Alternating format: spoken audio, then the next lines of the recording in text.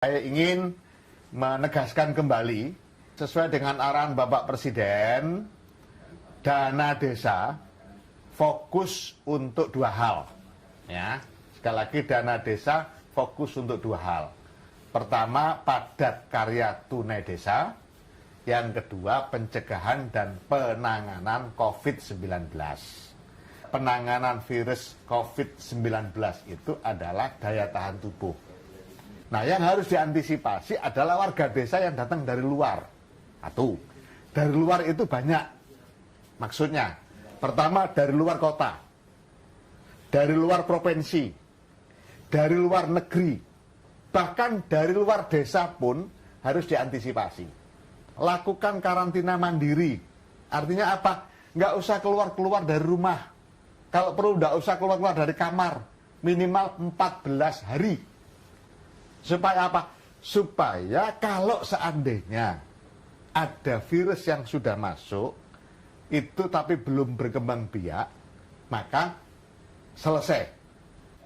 Yang juga harus disiapkan untuk antisipasi, untuk pencegahan, yaitu identifikasi fasilitas desa.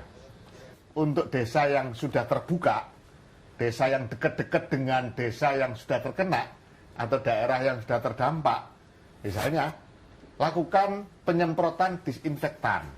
Dana desa boleh digunakan untuk bikin posko, digunakan untuk bikin disinfektannya, digunakan untuk bikin alat semprotnya, dan seterusnya, untuk beli buku pencatatan kalau memang di balai desa tidak ada.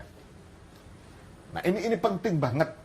Selalu saya tekankan tempat-tempat umum. Jangan kemudian yang disemprot itu rumahnya kades dulu, jangan. Yang disemprot dengan dana desa adalah tempat-tempat umum. Balai desa, pasar desa, tempat-tempat ibadah, gereja, masjid, musola, PAUD. Nah, itu yang disemprot dulu dengan bisa menggunakan dana desa untuk pencegahan.